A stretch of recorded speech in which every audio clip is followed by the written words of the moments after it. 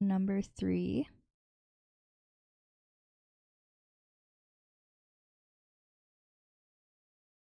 Estimate the reaction enthalpy for the production of SF6 gas from SF4 gas, given that the bond enthalpies in F2 and in each of SF4 and SF6 are 158, 343, and 327 kilojoules per mole, respectively.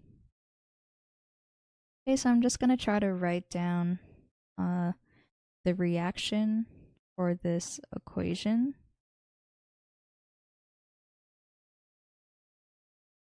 So we start off with the sulfur tetrafluoride, which is a gas. And then another fluorine molecule is added. And then this creates sulfur hexafluoride, which is also a gas.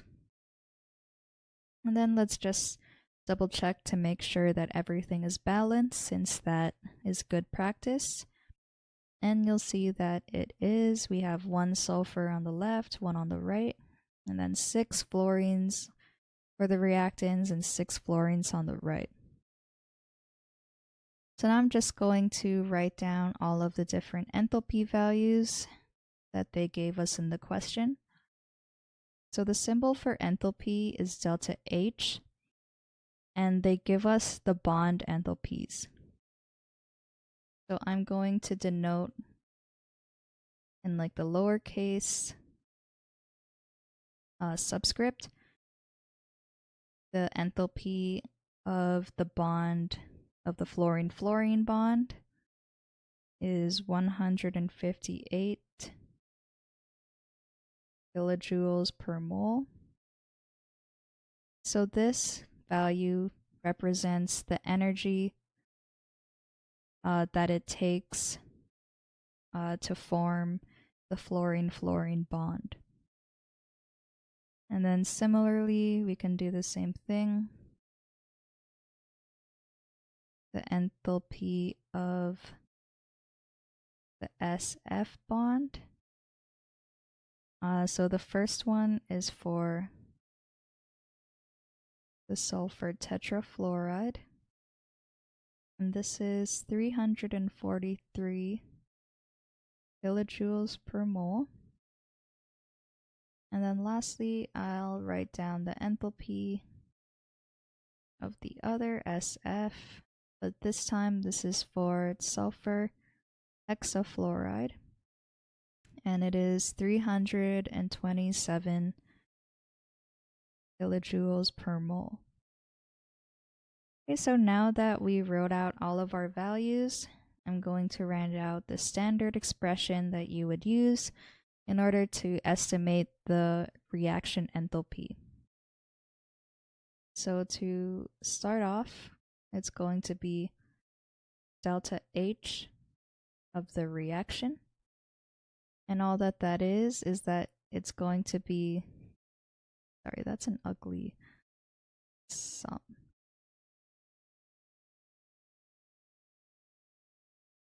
It's going to be the sum of your enthalpy for the reactants. And it also depends on how many moles of your reactants there are. So since everything reacts at like a 1-to-1 ratio, we don't really have to worry about it in this case, but that's why I also mentioned that it's important to balance your equations before you start questions like this. And then it's going to be the sum of the enthalpy of the reactants minus the sum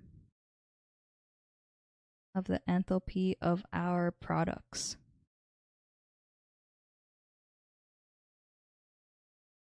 So now I'm just going to sub in what that means. So people usually get intimidated by the sum symbol. It's pretty simple. You just realize it just means the sum.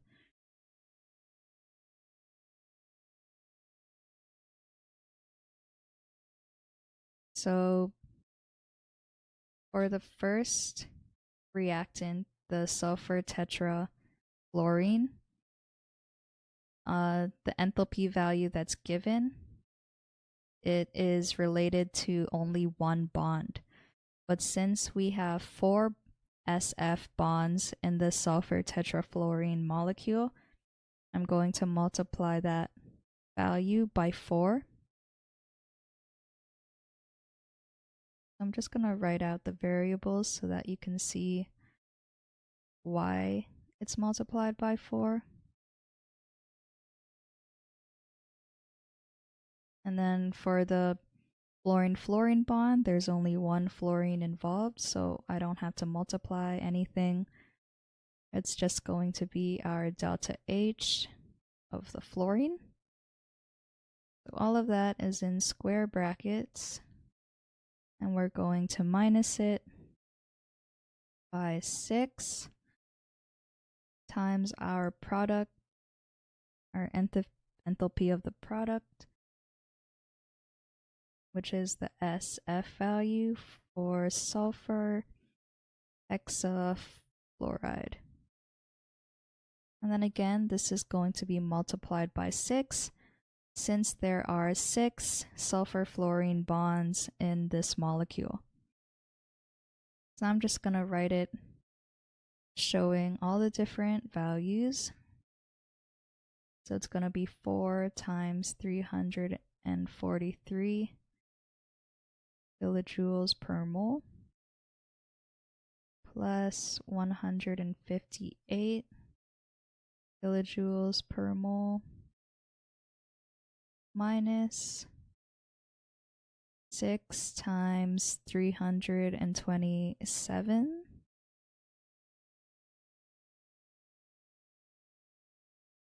kilojoules per mole.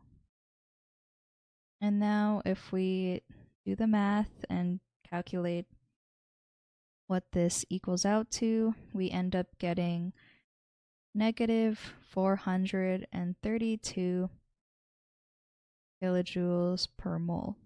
So this is the reaction enthalpy for the production of sulfur hexafluoride.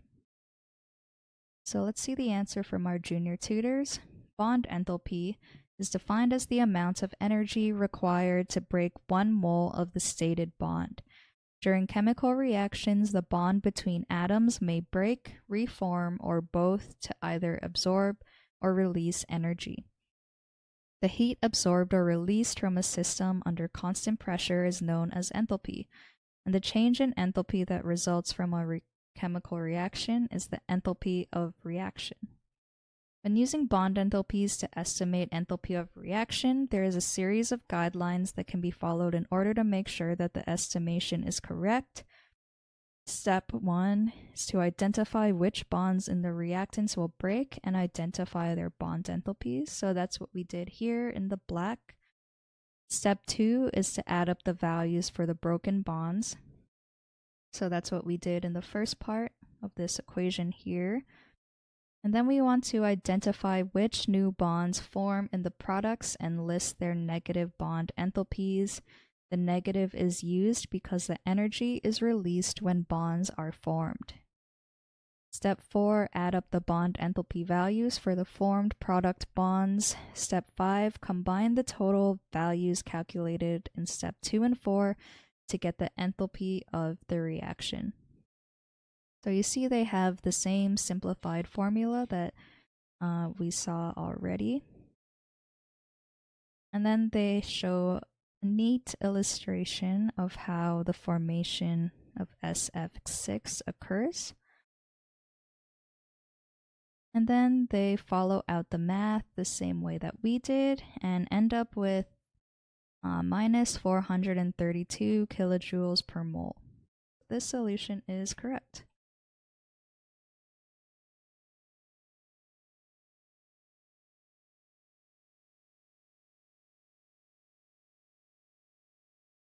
case. So